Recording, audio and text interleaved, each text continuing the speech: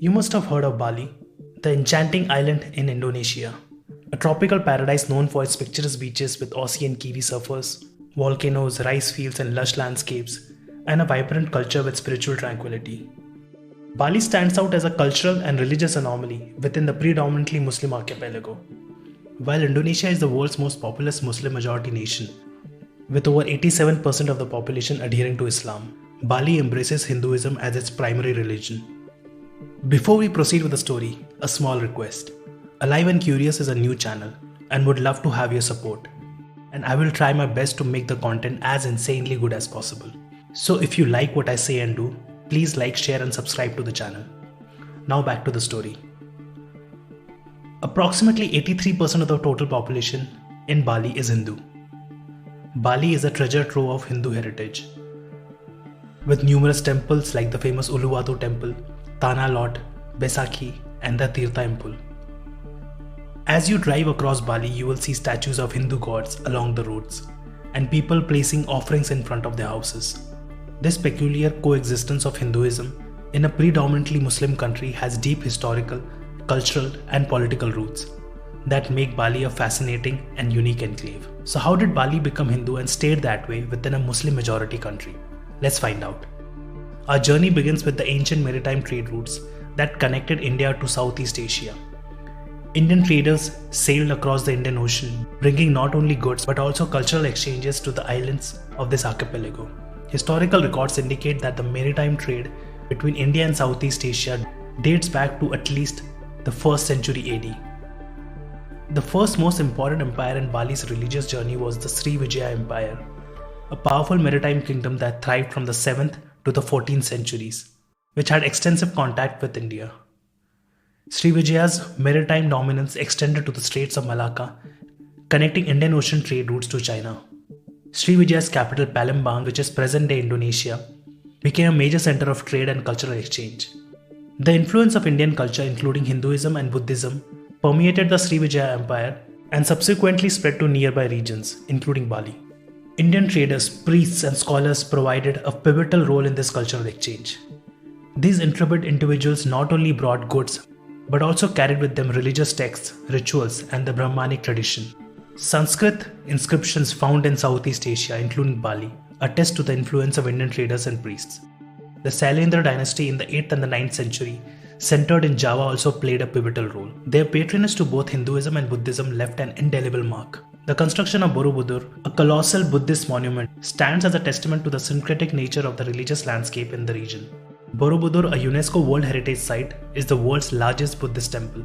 Hindu epics such as the Ramayana and Mahabharata arrived in Bali and had a profound impact on its cultural and religious fabric. These tales provided moral and religious teachings that resonated with the local population. In the 14th century, Majapahit Empire emerged as a Hindu-Buddhist powerhouse. With its strong ties to India, the Majapahit Empire embraced Hinduism as the state religion. The Majapahit Empire at its height controlled territories stretching from Sumatra to Papua. But then Majapahit faced political turmoil and the encroachment of Islamic kingdoms in Java, and Bali then became a refuge for fleeing nobles, bringing with them the legacy of Indianized culture and Hindu traditions. But it wasn't just a one-way street. Bali didn't just adopt Hinduism, it adapted it. Hinduism practiced in India is a little different from the one that is practiced in Bali.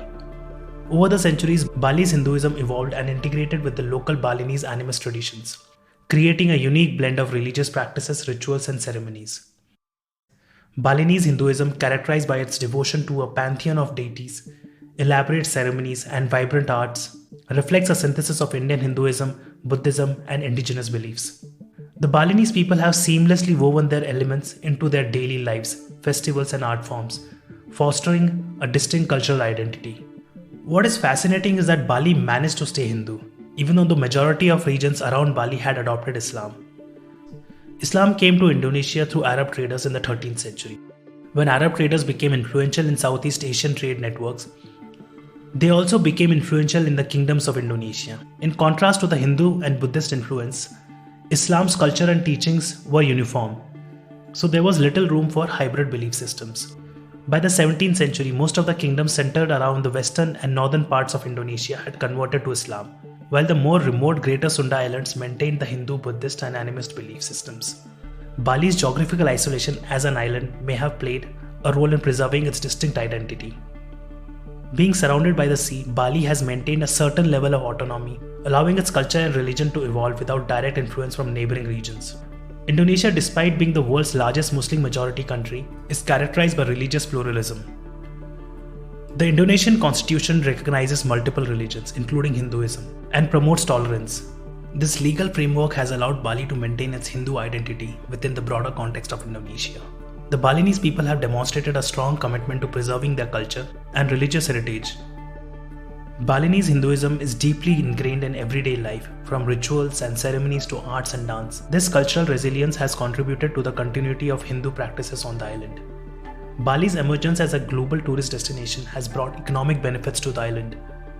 The global exposure has also heightened awareness and appreciation for Bali's unique Hindu culture. The economic and cultural significance of tourism has encouraged the preservation of Balinese Hindu traditions. Bali's status as a Hindu enclave in a Muslim majority nation is a captivating story of historical migrations, cultural assimilation, and religious pluralism. This island stands as a shining example of how diverse religious and cultural traditions can coexist harmoniously, contributing to the vibrant tapestry of Indonesia's national identity. Bali's Hindu heritage, deeply rooted in the past, continues to thrive in the present, making it a truly extraordinary destination where ancient traditions meet the modern world. That brings us to the end of the video. Thank you. See you in the next one.